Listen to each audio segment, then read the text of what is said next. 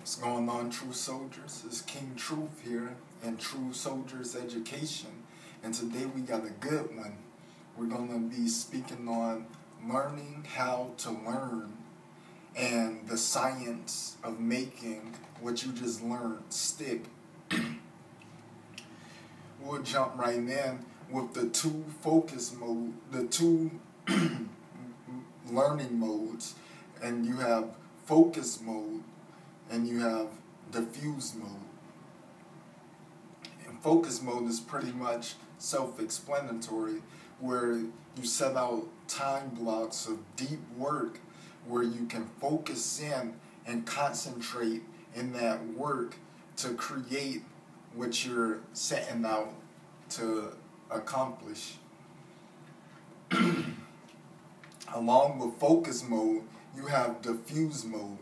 In diffuse mode, that's where you take time away and isolate from your focus mode and let what you just endured and the material that you just learned settle in and gain a deep understanding in your subconscious.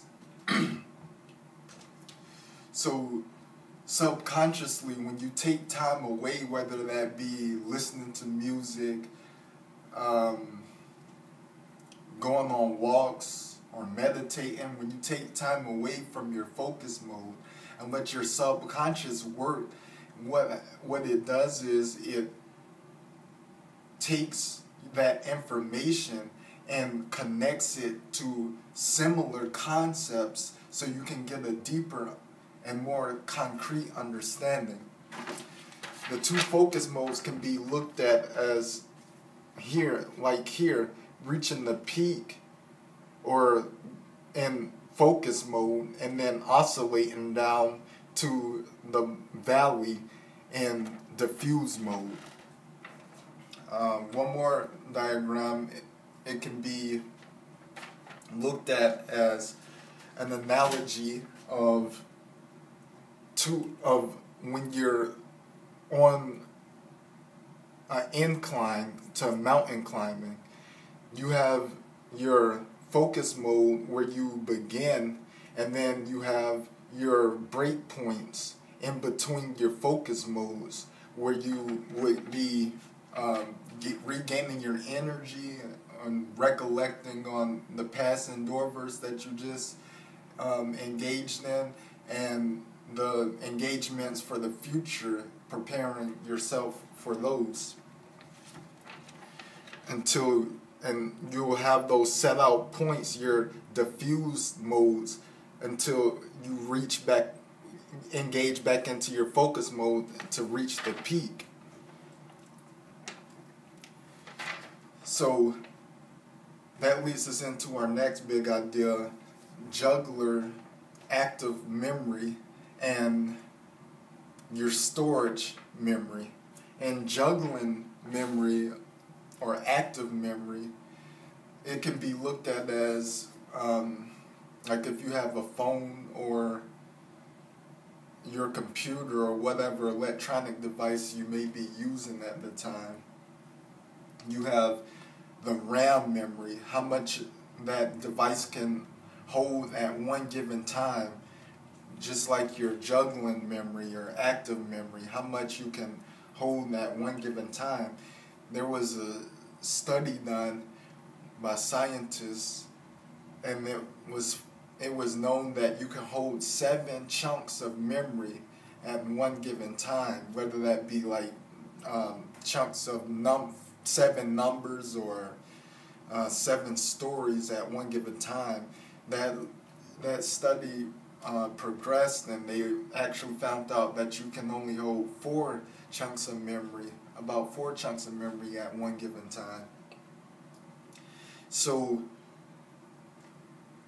when you intake that information, that's when you transfer those chunks of memory into your storage compartment. Your storage compartment in your brain can be holding millions and billions of different material or chunks of memory, opposed to 4 in the active memory. The storage memory can be looked at like on the computer, your hard drive, how much you can store before bringing it back to your active memory. There's a good equation on motivation, and that can be seen here as motivation equals value times expectancy. Value, what you look into that's useful in that material or that activity that you're engaging in, what you value in it, times the expectancy, what you expect to gain from those valuable chunks of information or material that you're studying or activity that you're engaging in. So that's motivation equals value times expectancy over impulsiveness times delay. Impulsiveness, jumping from subject to subject, material to material, without gaining a proper and adequate understanding in that material before you move to the next one. Times delay, putting off studying what you need to study, getting done what you need to get done, waiting and procrastinating. In this bottom half of the equation, in the denominator, you have delay, which is procrastination. Procrastination is the #1 keystone bad habit you want to eliminate when you're trying to get into effective learning. It's like a kryptonite. It was a study done by psychologists and scientists that looked into the part of the brain that reflected and showed pain. That part of the brain lit up tremendously in the engaging, while putting off and waiting and procrastinating and engaging in the activity. So the pain is in the anticipation. But what they found was, once that person actually engaged in that activity, that part of the brain that was lighting up pain dimmed away. The pain depleted. It disintegrated. The pain was there no longer. So once you actually take that first step and you prepared and you actually jump right in to that material, that pain from the anticipation and procrastination actually goes away in due time.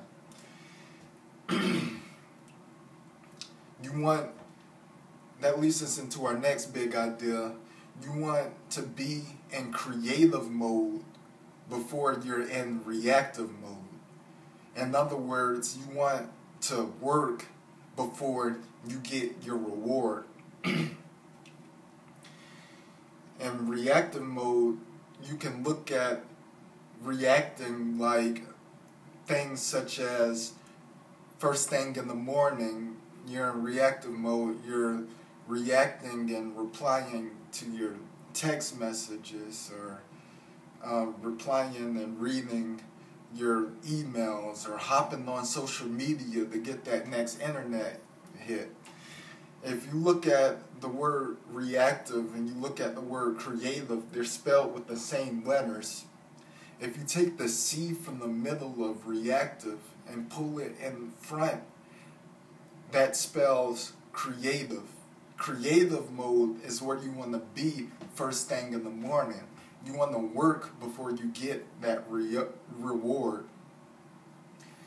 You want to set out time blocks of focus mode, deep concentration, deep work before you settle down and get into your diffuse mode, which is actually necessary to your optimum learning that goes hand in hand with your focus mode. So you want to be in creative mode before reactive mode. That leads us into our next big idea, process over product. It's much easier to focus on the process more so than focusing on the overall prize, the product. Against common belief, you don't want to keep your eye on the prize. You do want that in the back of your mind, but you want to keep your eye on the moment-to-moment, step-by-step next activity that you want to engage in, that next process. Because if you take time to focus on each process and optimally actualize your potential and give it your best effort to create the highest quality process by process, you'll come out with a worthy product, a high quality product. For that can be looked at, process over product can be looked at in academics as, say for instance, you have a project that you have coming up, and you may say, oh, I got to get this project done. Instead of looking at that overall product, look at the process, the next thing you have to do. You want to win, W-I-N, what's important now, W-I-N, win. You want to set out 20, 30 minutes, an hour to focus on this part that you broke down from the overall product, this part of the process, before you get to the next process and optimally create a worthy product. There's an Italian word, pomodoro. Pomodoro in English means tomato. There was a guy that had a timer set out in the shape of a tomato. He would set that timer to 25, 30 minutes, an hour of non-interrupted, deep concentration, focus mode, deep work, where ahead of time he would let people that was trying to get in touch with him or would be trying to get in touch with him know I'm in Pomodoro mode and I'm throwing tomatoes at my material right now. You can get in touch with me in an hour or so. I'll be available. So while you're in your focus mode, you don't want any outside influences distracting your inner work while you're throwing tomatoes at the situation. So you want to cut off your Wi-Fi so you don't get distracted or tempted to hop online. You want to put your phone in airplane mode or turn it off so you're not distracted by incoming phone calls or text messages or etc. So that's Pomodoro mode, which leads us into our final big idea in this first part, learning how to learn, and that's dealing with stress. For instance, you may have a test coming up where you're getting stressed out, or a gig where you're about to perform on stage or whatnot, whatever it may be. And you can look at, when you develop awareness of stress, you can look at that stress in two different ways. You can say, oh, my hands are getting sweaty, my heart's racing, my stomach's turning, I must be stressed out, I'm too nervous, I don't think I'm ready for this gig or for this test. Or you can look at the upside of stress. Yes, there is an upside to stress. You can say, my palms are sweaty, my heart's racing, my stomach's turning a bit. My body must be reacting to this. I'm excited. I'm ready for this. There's actually a scientific proven, the best scientific proven way to bring down your stress level to an adequate stress level to perform at an optimum level is a technique of deep, slow breathing. You want to put your hand on your chest, your hand on your stomach, and breathe in. Feel your stomach expand. You want to breathe through your belly and not through your chest. So you'll feel your belly expand and your chest staying stagnant. And when you breathe in, you don't want to fully capacitate your lungs. You want to breathe in 70% and then transition to the exhale. You don't want any space in between or holding your breath. You want to seamlessly exhale 70%. And you don't want to actually practice these breathing techniques absolutely when necessary, right before that test or that performance or that big game you got coming up. You want to develop the muscle memory of your stomachs and those organs massaging each other.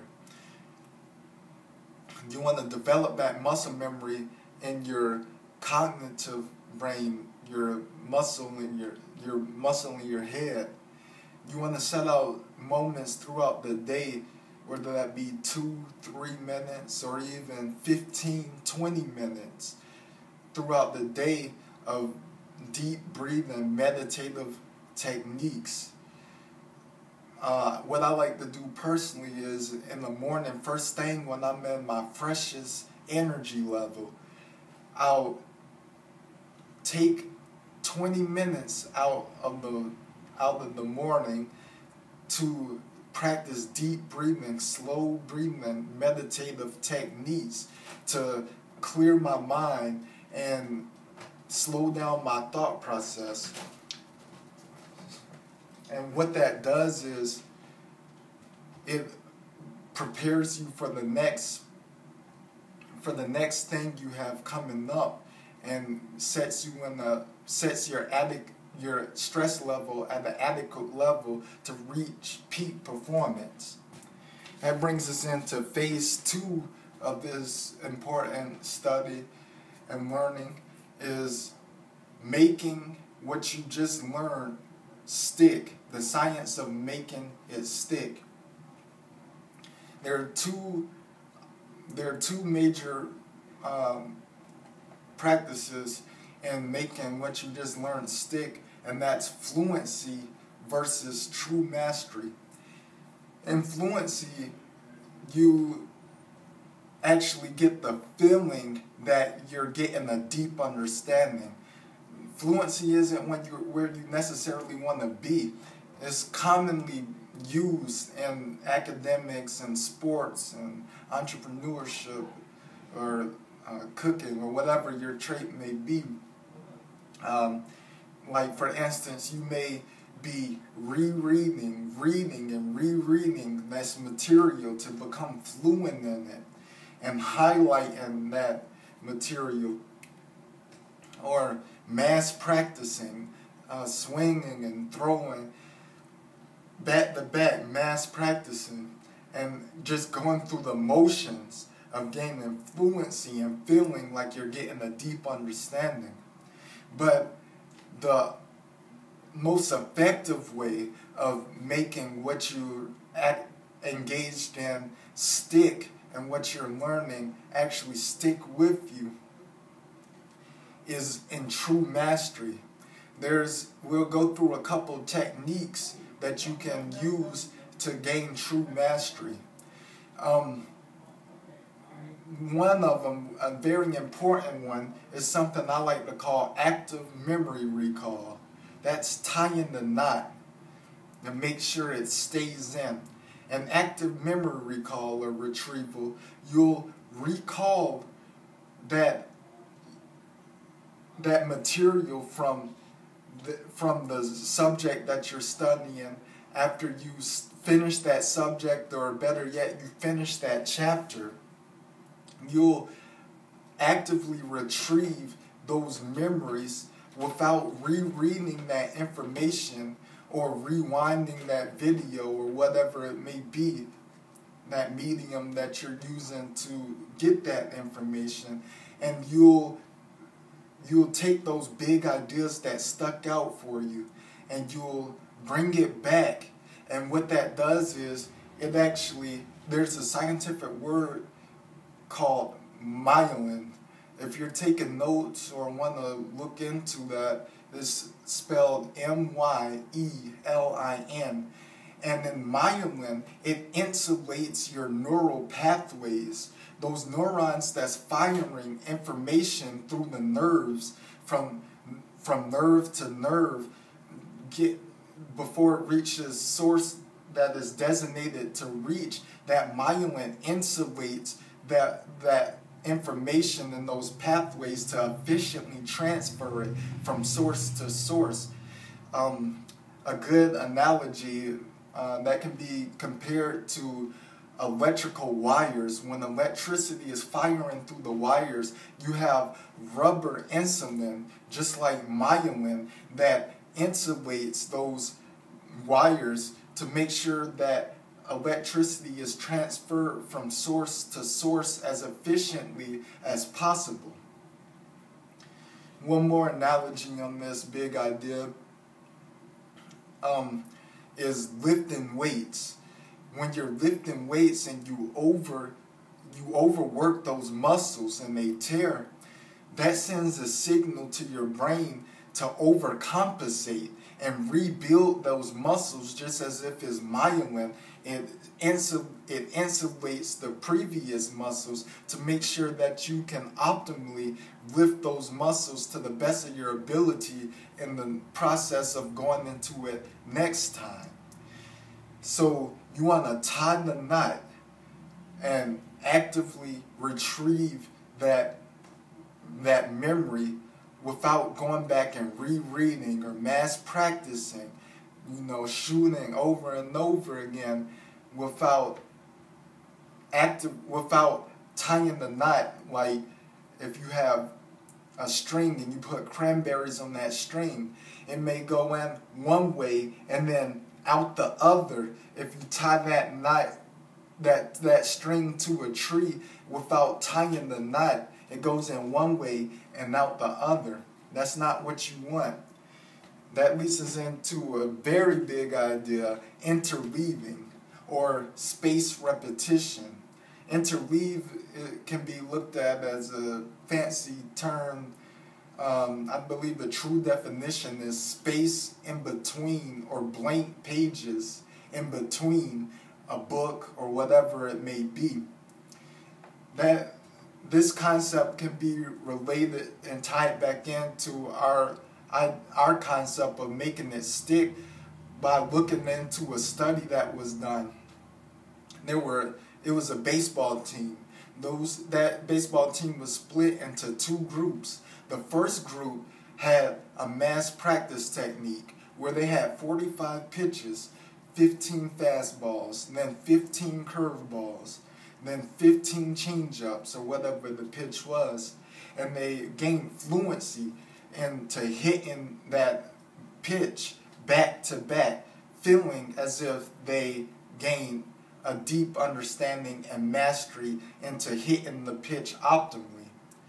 But the second group actually had a far better rate of hitting the ball and the eye for what pitch was coming up, because they interleaved and through space repetition those pitches. They had 45 pitches as well, but those pitches were thrown in random sequences. For instance, it was a fastball, then a fastball, then a changeup, then the fastball, then the curveball, or whatever the sequence was. and they interweaved and spaced out each pitch, and they were on their toes because they never knew what was coming next. So they actually gained an eye for what pitch was coming next. They seen the technique that the pitcher released it this way. The ball is coming at a velocity of change of direction, and the speed of the rate of speed that is coming in this way. So that must be a curveball. They actually got a deep, true understanding on the ins and outs of what to look for when the pitch was coming, so they can optimally hit that ball instead of going through the motions and gaining fluency and feeling as if they were getting a true mastery in hitting the ball optimally. That brings us into our next big idea, which is elaborating and explaining like I'm 5 years old. When you let out that information that you just studied, what you're doing is tying those neural pathways together, and you're relating that new material and connecting it with similar concepts so you can get a deep understanding in it, opposed to where you just intake that information without elaborating and explaining to yourself and or to others like they were 5 years old. In the simplest form, you'll break it down. If you go to a teacher, most of them would tell you, it's a bit counterintuitive, most of them would tell you that they didn't truly, fully understand the material until they began to teach it.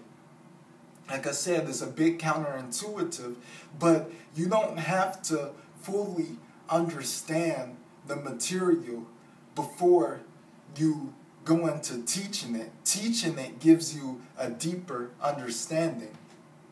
So it's important to let it out and break it down into the simplest form for you and for others to gain a deep understanding in the material or activity you're engaging in. You have two types of testing. And standardized testing, which is commonly used in our out-to-date education, 120-year-old education system. You have static testing, which can be looked at as standardized testing, where you'll go and test on information that was taught to you, and then you'll move on to the next subject regardless of the grade, opposed to dynamic testing, where you'll test or quiz on that subject and look for the parts you weren't sufficient in, you didn't gain a deep understanding, and you score it lower in. You'll go back and re-practice or reread, restudy that information. Then you'll retest dynamically through look and make progress and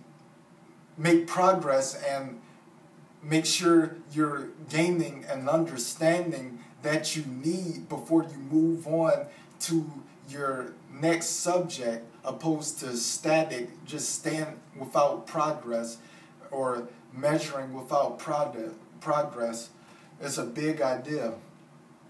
That leads us into our final